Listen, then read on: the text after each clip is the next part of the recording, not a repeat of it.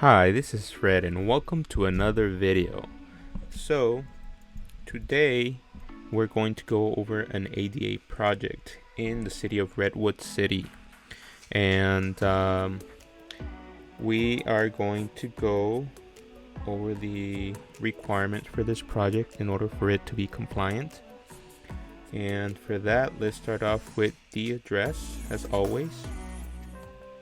And let me go ahead and pull up my interactive map and show you on the screen. Great. So let's pull up the address. The veterans. Alright. So we're right over here. It's a speedy oil change and auto service. And here we can tell, so we first have to locate the entrance, and the entrance is here. Let me go into the actual boots on the ground.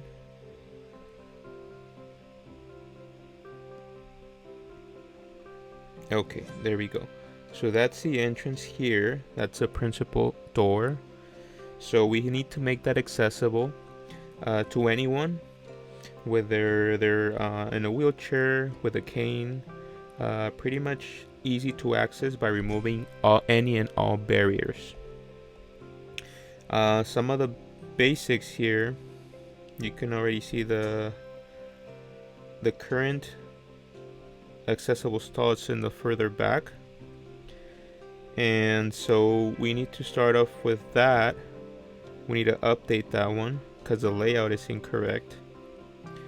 And we have to build a path of travel from back there all the way to here alongside the red curb, and then up here into the entrance of the main door.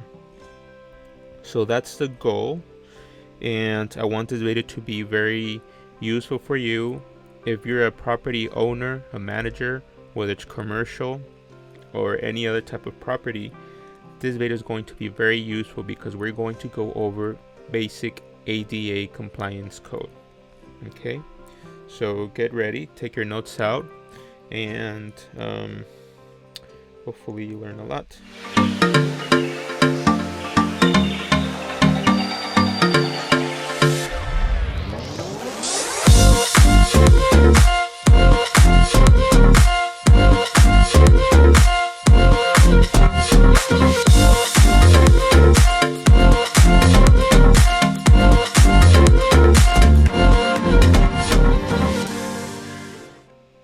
So back here, it's where we have the current accessible stalls. So because it has to be van accessible, we have to have from side to side, the width of this van accessible stall has to be 9 feet. Then we have to provide an 8-foot access aisle. So 9, and then so we should be around 17. Okay, so we'll probably need to either build it up by moving the curb over, making this planter smaller, or we can on this other side just steal a little bit more space from the stalls next to it. But we need to provide 9 foot wide for the van accessible stall, and then 8 foot wide for the access aisle. Let me show you here what we have.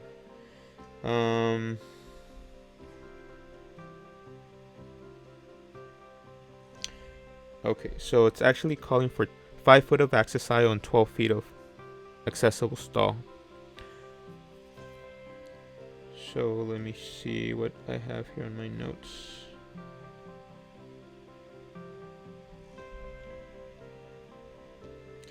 So here, let me show you this. So on the screen, if you can see, this is an actual layout. This is a typical accessible stall. And as you can see, let me show you with my pointer here.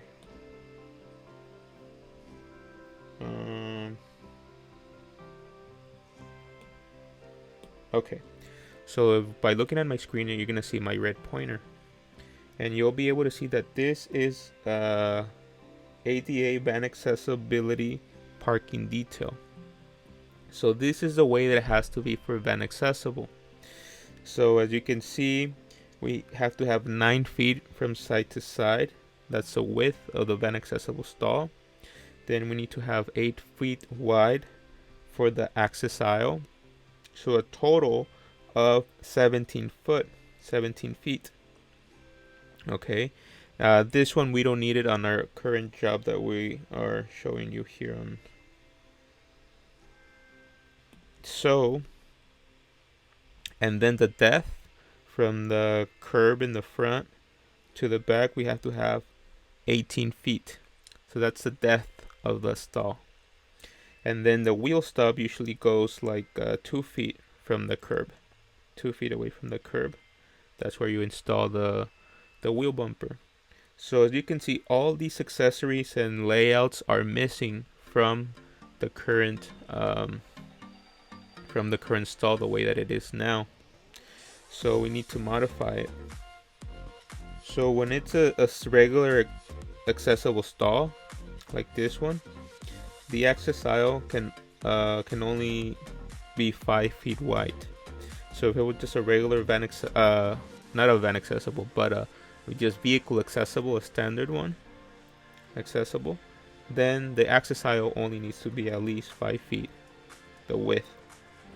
But if it's a van accessible stall, then the access aisle here needs to be 8 feet wide. So that's a typical rule of thumb here. That's to meet the compliant requirements. Now, like on this side, it's just a double accessible stall, but these are both regular stalls.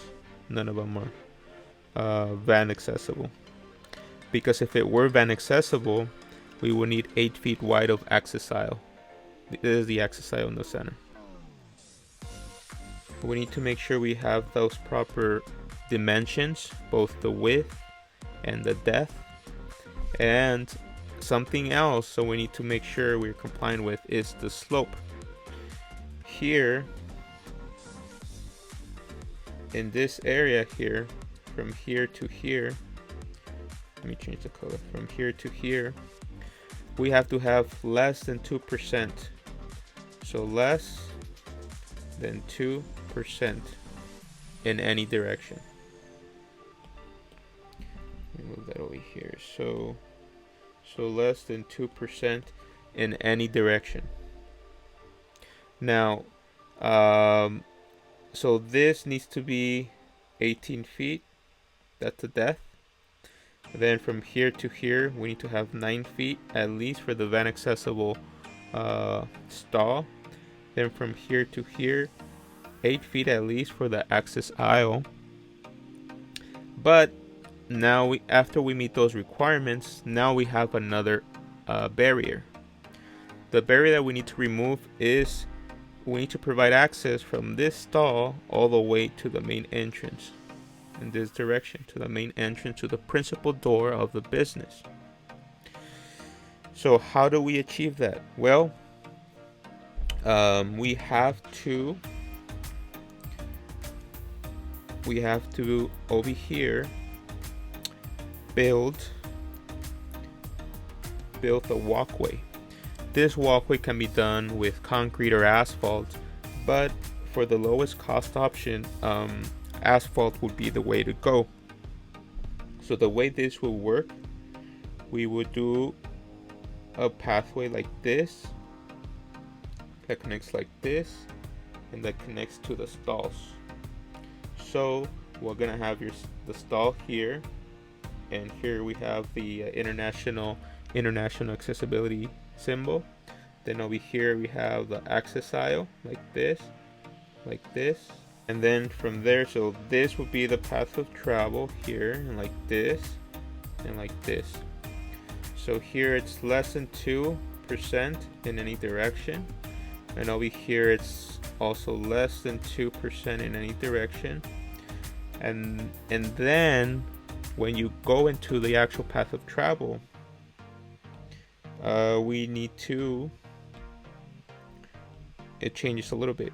We need to be less than 2%, but only side to side. So from side to side, less than 2%. But then in the direction of travel, up to 5%. So less than 5%. Okay, so now if we look closely, the elevations here are slanted towards one side because there's an actual like a swell, like a little valley gutter, a little valley, because water drains from all this red is like a little dip. Look at my screen there. All this red is like a little dip, so that's like a little swell, and it drains the water out here to this location, to this street over here where the X is, the red X. So the water drains like this, okay, in that direction. So because it's that way, this side we need to raise it up. Okay, we need to build it up, raise it up so that it's level, because our goal is to accomplish less than 2% from side to side. Okay, and let's go over here. Then after that,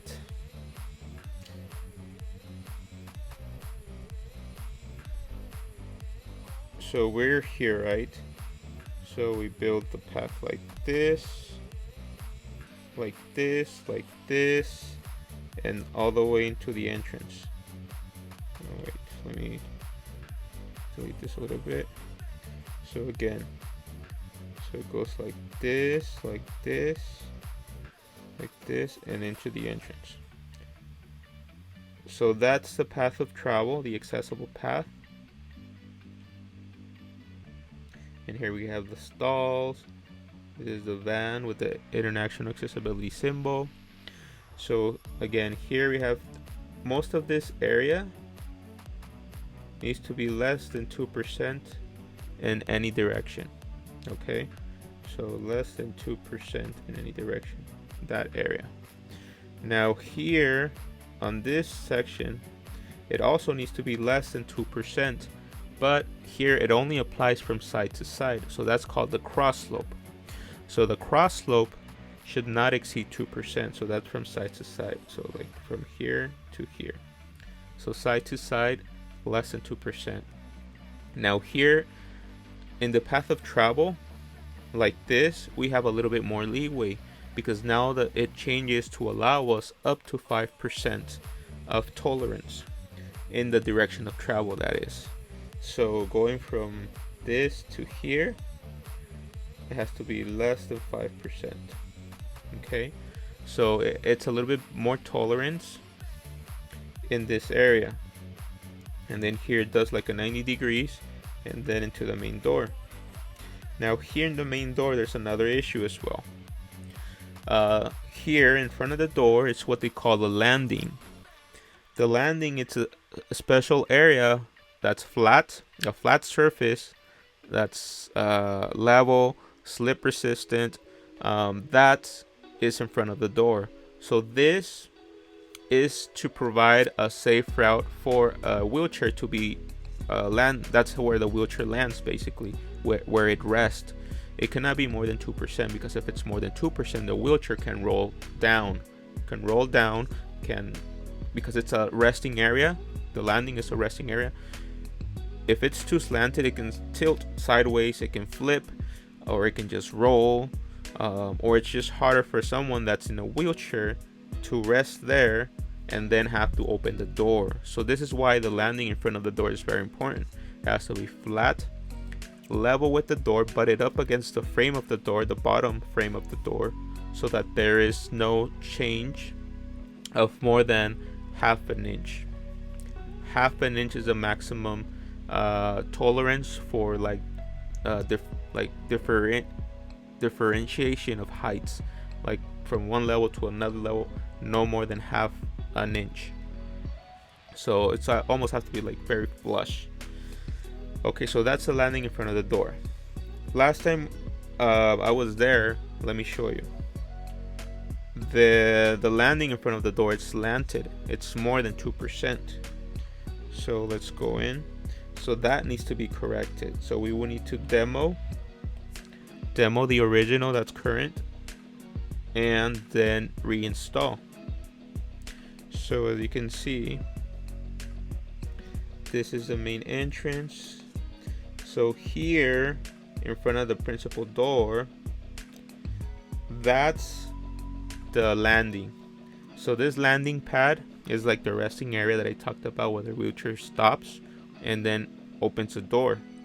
So this area has to be a flat, flush area that's 5 by 5. 5 by 5. It's the common size to accommodate a standard door. The wider the door, then the wider the landing area. So after we demo that concrete, we have to install a new landing that's less than 2% and flush butt it up against the door, and then transition to asphalt out here. Asphalt, and we have to build the path of travel like this and like this. And the inside, it has to be cross hatches like this. And so that's what needs to be done. Now here, like I was saying, we have an issue with the slope due to drainage. So as you can see, the pavement tilts downward like this, and then it goes back like this. That's how the elevation is. So there's all this in red here in the center is like a little canal. That's where the water gathers, and then it drains out to the street, out to here, to that street. So it drains downward out to that street, to the back fence. So the trick is here that we need to build up this side to compensate for the drop that's here. But also we cannot go in and tamper with the little canal here, the swell, because then we need to keep the same drainage into that street in the back. So, and it's fine because we only need 4 feet or 5 feet just to be safe, because sometimes the asphalt can shift on the edges. We can do a 5 feet wide path of travel around the curb, and just we'll build the path of travel up a little bit and then fade it down. So it'll be like a little slope. It will be significant, but it won't. We need to do it. It won't be like unsafe or dangerous. You know, it's a little bit more inclined than normal, but we need it because there's no other way to make this ADA compliant, ADA legal. We have to build this path of travel level from side to side. We cannot let it so it's tilted over 2%. So once we build it up on the low end, we're gonna make it like this so it's level, so then the wheelchair can just travel back and forth on that path of travel without tilting excess of 2%. So that's our main goal. And then here in the center, we're gonna keep that same drainage, the canal, and because water drains that way and this way and this way. Now there's another thing that we need to factor in. When we build this path of travel this way, like this, when it crosses in front of the street, we're gonna have to run some type of conduit underneath or drainage, because if we build this up here, we're gonna impede the water that's draining down from here, and it's just gonna pond here. So we don't want that. So we have to build some type of path for the water to go underneath and out into the fence. So that's what we need to do for this to be fixed. So in front of the accessible stall, this is the dimensions for the updated signage on the post. So as you can see, 18 inches from this area up to here, 12 inches from width. The total square inches of the sign here needs to be 70 square inches. That's the minimum. And then the letters here have to be 3 inches. 3 inches. That's from here to here, the lettering. And because it is a van accessible, it has to have the van accessible wording. And then the minimum 250 fine. So those are the requirements for this signage. So if it doesn't have it, we have to install it if it doesn't have it. Here it explains, for example, here as you can see on my screen, no more than ½ an inch above the adjacent landing, otherwise it'll be non-compliant. So the threshold is a ½ an inch as for differences, like here in the landing and the frame of the door, the bottom frame of the door here. The maximum tolerance between the landing and the frame of the door, the bottom frame of the door, is ½ an inch. So all that needs to be taken into consideration. Here we don't need handrails for this one. Handrails will only need it when there's a ramp that exceeds 5%. And also that is not a curb ramp, because curb ramps are exempt from handrails. So any other ramp that's more than 5% needs a handrail, except for curb ramps. Curb ramps are the exception. And this diagram shows you what a typical handrail looks like. It has to be 3 feet from the bottom up, from the surface up. So that's a typical waist. And it's like a little tolerance. It's between 35 inches to up to like 37 inches or so. And it has to be built, the handrail, by 1.5 inch diameter steel pipe. And then we have to have handles at both ends that extend out 1 foot and then 1 foot down, so like 12 inches by 12 inches. Those are the handles on both ends, and that's a typical handrail. Like, this is a project that we recently delivered. As you can see, we corrected some slopes here, and we did all the striping. We corrected the slopes. We built this landing here. We installed the truncated dome. The yellow detectable warning dome here that you see, that's to indicate to anyone, whether it's a wheelchair or a visually impaired person, that they're about to enter a vehicular area. A vehicular area is anywhere where vehicles are present. So the asphalt here becomes the vehicular area. So that yellow dome is required there, because when someone's coming down from that ramp, they feel that yellow dome, and then they know they're crossing into anywhere where vehicles travel, the vehicular area. So, and then this is a little ramp, less than 8.33%, and with its handrails, with the handles, the elevation 3 feet, the height. Then at the bottom, where there's no curb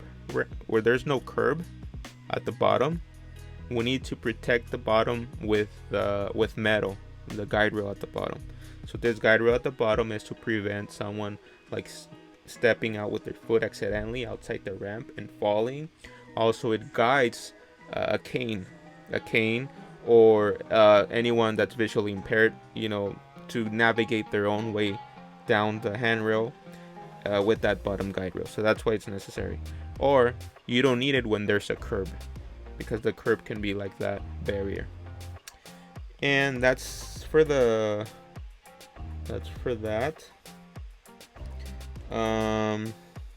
Here's another project that's in the process. As you can see here, the layout is incorrect. This hotel in Palo Alto that I'm working on right now. So here, this is incorrect. This access aisle, it's incorrect. It's on the wrong side. And also, there's a ramp here that's not compliant. This is not a legal ADA ramp, because it exceeds the slope and it has no handrails, and it's not a proper curb ramp. It has to be either a curb ramp, or if it can't be a curb ramp, then it has to be like an actual ramp that's less than 8.33 and with handrails. So we will need to extend it out. Now, because the layout here is incorrect, it's flipped upside down, or the right side to the left side, we have to switch it. So let me show you. So the way this is supposed to be is that the van accessible stall has to be here on this side. That's where the van accessible stall has to be, on this side, like this. And then on this side, we have to have our access aisle. This is gonna be our access aisle. So we have to flip it around. So this becomes the accessible, international accessibility symbol. This our accessibility van accessible stall. And here we have our access aisle. So the way this works is that when a van parks here, the sliding door on the left side here on the passenger side, yeah, you know, usually accessible vans have their lift for the wheelchair to allow a wheelchair to come out. So that's the purpose of this accessible stall for the vans, and that's why they require a wider access aisle. So it's minimum 8 feet for the access aisle and 9 feet wide for the van. And then the depth, how deep the stall is, has to be 18 minimum from the curb here at the front. And usually you have to have a wheel stop to prevent the encroachment of the vehicle into the front path of travel. So we need a wheel bumper on this. So we'll just remove this wheel bumper here and install it on this side. And the wheel bumper has to be blue. The borders have to be blue. The accessibility symbol has to be blue background with white border, and the symbol white as well. And the cross hatches here, those can be white, those cross hatch stripes. Now here where the ramp goes. The ramp would go over here, and it'll connect the landing in front of the door over here like this, and it has to be less than 8.33%. Then it has to have handrails, so it's gonna have handrails. And then at the bottom here is the landing, and here we're gonna have a truncated, a detectable warning dome at the bottom. So there's the landing here, and then everything else here, it's concrete. And then we have our handrails with handles on both sides, and on both side handrails like this. And that's basically the layout of this to make it compliant. So as you can see, it's a whole process. There's a lot of details, intricate details, that you need to make sure you follow, and that the contractor follows. So it's good to always be experienced and study, you know, the code that sometimes can be modified and changed. Recently some changes just went into effect this year. So yeah, now here, this symbol over here, the sign here, that's gonna be switched over here to the post or somewhere over here. It has to be at least 80 inches high. That's the minimum height requirements. Okay, and this is the non-accessible ramp. This is not accessible. This is not legal. This is not compliant. It's too steep. It has no handrails. It needs to have handrails, or this has to be less than 5%. Also, there's a barrier here because this post is in the way. You need to have at least 3 feet from any obstruction in the path of travel, and the actual walkway needs to be at least 4 feet. So 4 feet minimum for the sidewalk, for the walkway, and if there's any obstructions, they need to leave clearance of at least 3 feet. So this post here, it's in the way, so that's a barrier that's gonna be there in the way. So that's why we have to demo this, remove this, and switch so that the van accessible stall is on this side, and then on this side the access aisle. Okay, so that's it for this. That's the entrance of the hotel room, and you can see this is a non-compliant sign. This sign here that you see, it's not compliant, so we need to update that. And then also another thing to note is that here at the bottom, the landing in front of the door, remember we talked about the landing in front of the door being very important? Yes, so this exceeds the 2% slope. So what we need to do, we need to demo this, excavate this, demolish this concrete, and then install new concrete that it's flush with the bottom frame of the door. So the bottom frame of the door and the concrete have to be flush and level, so less than 2% in any direction. So that's a requirement. And then after we do that, then follows the ramp that we'll be building, and then the landing at the bottom of the ramp with the detectable warning dome, which is the yellow dome with the little bumps, and then also handrails on both sides of that ramp. So, and here it just shows you like the curb, how tall it is. This looking from the room out, and yeah. So here's a layout. Of oh, you know what? Actually, this is a regular accessible room. Yeah. So there's a regular accessible stall. It's not a van accessible one. It's a regular accessible one, because you can tell here that 9 foot wide and only 5 foot wide for the access aisle. And I remember why, because the van accessible stall is actually outside in front of the hotel.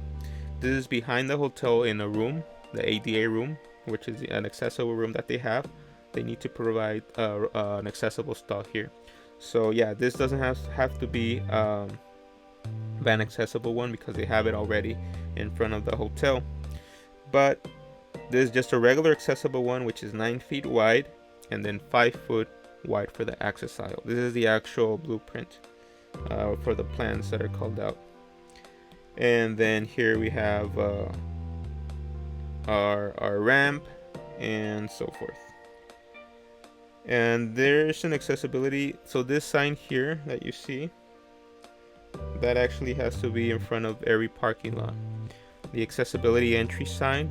So this is just to advise any vehicles that come into your parking lot that they should not use accessible areas unless they have the actual permission from the DMV, the distinguished placards, or the special license plates. So this is just to warn them, and also you have to have a number here of a towing company that you will be towing their vehicles to this to help with enforcement. Okay, so let's see. So I believe that's it. Here's just a few dimensions of the accessibility symbol, as far as how it has to be, the proportions, and here we have it for the sign and the post. 80 inches minimum height 80 inches from the surface of the bottom of the concrete up to the bottom of the sign. And let's see what else we have here. Okay, so that's it for this video. I hope I made it easy for you to understand accessibility, parking lots, and requirements for ADA. I hope this video was useful. Feel free to come back and watch this video if you have any other questions. There's a lot more things that we can talk about, but I don't want to make this video too long. So let me know if you have any questions. Feel free to give us a call. Feel free to get back to me, or just reach out to us so that we can help you with any of your ADA projects, and we'll be glad to do everything possible to help you. So let's conclude this. Let me remove this, and I'll bring myself back up. Alright guys, so it's been a pleasure. Thank you so much for watching with me, going over a few projects here. This is Fred at We Love Paving, and we'll talk to you again soon. Take care. Bye.